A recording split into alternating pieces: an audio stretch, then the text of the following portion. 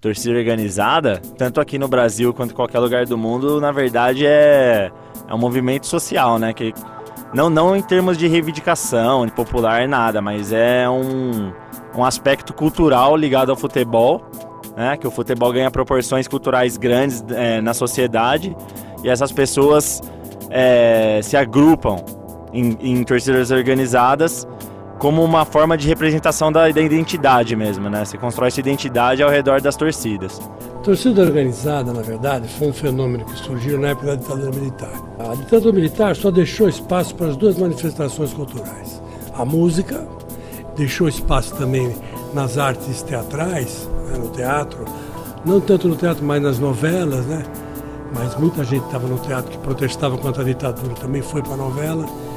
E deixou espaço nos estádios de futebol. De fato, tem muita ligação com o movimento de contracultura, com o punk, o street punk, o oi, que são esses movimentos que surgiu da classe operária inglesa e depois na Europa toda, e que, ou seja, era uma conjunção, né? O operário, o jovem operário que não tinha muita ilusão, ia para o jogo de futebol, torcer para o time dele, aí que surgiu toda essa cultura hooligan, né? As torcidas cresceram porque era a única maneira que você tinha de se expressar. Então você ia lá, xingava quem você queria, extravasava e tal. Tinha muito da política do pão e circo, né? Bom, as torcidas organizadas, elas não afugentam os torcedores do estádio. Primeiro porque, pelo menos na minha experiência, eu nunca vi ninguém deixar de ir no estádio por causa de torcida organizada. A não ser em clássicos, em jogos que você sabe que tem um risco. Por exemplo, Palmeiras e Flamengo. Sempre, quando era no Palestra Itália, sempre tinha briga nas imediações. Palmeiras e São Paulo, Palmeiras e Corinthians, Palmeiras é perigoso. Só que ao mesmo tempo que tem essa preocupação, os estádios estão cheios, entendeu? Então acho que é difícil falar que afugenta. Mas aí fizeram um favor, né? A grande prestação de serviço, entre aspas, de proibir as torcidas organizadas. Então, o que aconteceu? Ela se espalhou por São Paulo inteiro. Só que com subsedes. E na subsede, meu amigo, quem que vai saber o que rola? Ninguém sabe.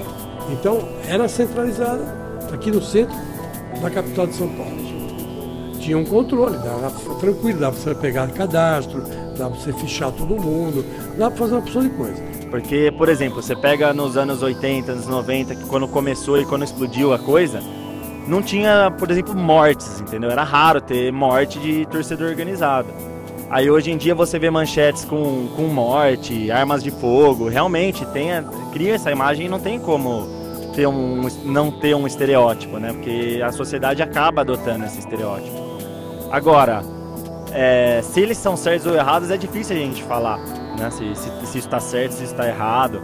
Só que quando descentralizou e partiu direto para os comandos das periferias, aí não teve mais controle. E não tem mais. E aí se misturou mesmo, aí não tem jeito, aí é do ser humano ser violento mesmo, né? O ser humano não é um anjinho, né? Ele tem o instinto agressivo, né? Como tem a sexualidade também. E a agressividade do ser humano é nata, não tem como você não ter. A questão é que a torcida organizada, hoje em dia, ela tenta se adequar, por exemplo, a Gaviões da Fiel da Rua São Jorge, que tem bastante ligação com movimentos sociais como o MST. Ou então, todas as torcidas organizadas hoje buscam participar de projetos sociais, só que isso contrasta também com uma série de fatores negativos, como tráfico de drogas, talvez, já não tem informações, mas é sabido que em torcida organizada rola isso, rola droga, muitas vezes são apreendidas armas de fogo nas sedes das torcidas, tem muita violência nesse sentido. Então é complexa a questão, é difícil falar se são bandidos e também não dá para falar que são mocinhos, né?